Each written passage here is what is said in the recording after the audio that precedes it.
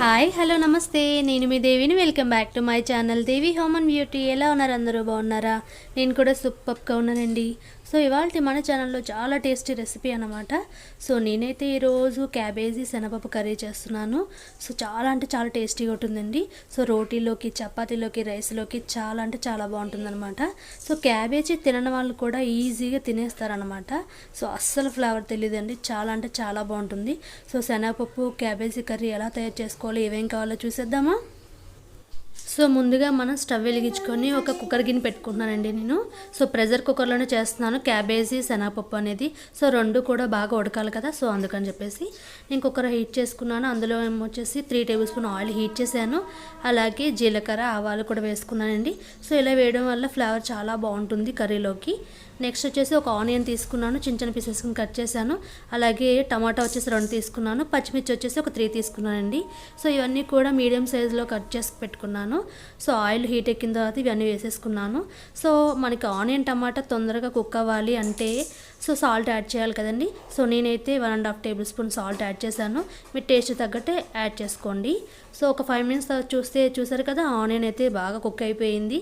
Light golden colour వచ్చేంత వరకు fry చేసుకోవాలండి. సో ఇలా ఫ్రై చేసుకోవడం వల్ల మన కర్రీ చాలా టేస్టీగా ఉంటుంది. అలాగే గ్రేవీ కూడా చాలా బాగా వస్తుంది అనమాట. సో నేను నెక్స్ట్ వచ్చేసి శనగపప్పు వచ్చేసి ముందు రోజు నైటే నేను నానబెట్టుకున్నానండి. సో ఒక చిన్న టీ గ్లాస్ తీసుకున్నాను, నానబెట్టుకొని 2 టైమ్స్ వాష్ చేసి పెట్టుకున్నాను. అలాగే క్యాబేజీ వచ్చేసి ఒక హాఫ్ తీసుకున్నాను. సో క్యాబేజీ కూడా నేను కట్ చేసి పెట్టుకున్నాను. సో ఆనియన్ కుక్ అయిపోయిన తర్వాత మనం వాటర్లోని సపరేట్ చేసేసుకోవాలి పప్పుని. సో ఆ పప్పు అంతా కూడా ఇందులో వేసేసుకొని ఒకసారి బాగా మిక్స్ చేసుకుందాము. సో చూసారు కదా, సో ముందు రోజు నానబెట్టుకుంటే శనగపప్పు అనేది మనకి తొందరగా కుక్ అవుతుందన్నమాట. సో అందుకని చెప్పేసి ముందు రోజు నైటే నానబెట్టుకోండి. సో లేదంటే కర్రీ చేసి ఒక 3 అవర్స్ ముందర నానబెట్టుకొని కొంచెం అందులో బేకింగ్ సోడా వేసుకుంటే తొందరగా నానిపోతుందన్నమాట. సో అలాగే నేను క్యాబేజీ కట్ చేసుకొని వాటర్లో వాష్ చేసేసి వాటర్లో సపరేట్ చేసేసాను. సో క్యాబేజీ ముక్కలు కూడా ఇందులో వేసేసుకున్నాను.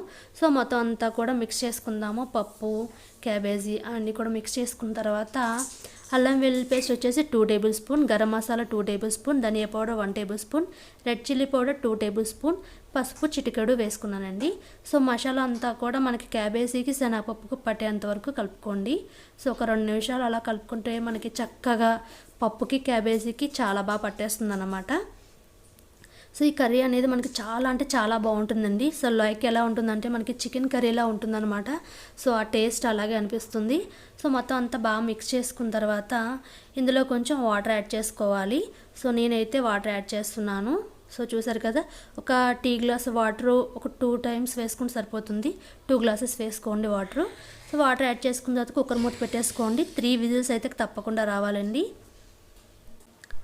సో ఫ్రెండ్స్, మనం 3 విజిల్స్ అయితే అయిపోయాయి, కుక్కర్ విజిల్స్. సో విజిల్స్ అయిపోయిన తర్వాత నేను తీసి చూసాను, చూడండి పప్పు చక్కగా ఉడికిపోయింది. క్యాబేజీ పీసెస్ కూడా బాగా ఉడికిపోయాయి.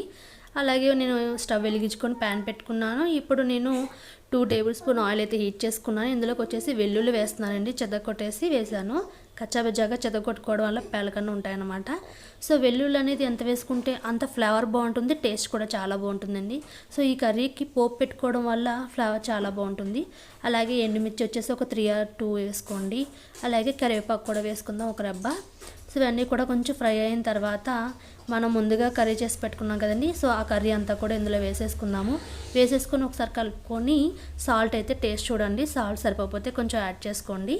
సో చూసారు కదా ఫ్రెండ్స్, మన కర్రీ అయితే రెడీ అయిపోయింది. వేడి వేడిగా అన్నంలో వేసుకుని తింటే అదృష్టమన్నమాట.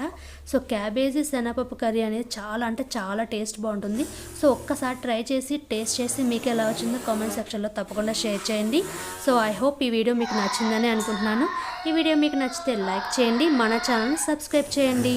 సో అలాగే మీ ఫ్రెండ్స్ అండ్ రిలేటివ్స్ షేర్ చేయండి. పక్కనే ఉన్న బెల్ ఐకాన్ ప్రెస్ చేస్తే నేను చేసే కొత్త వీడియో నోటిఫికేషన్స్ అన్నీ మీ వరకు వస్తాయి friends. Thank you for watching my videos. Thank you so much.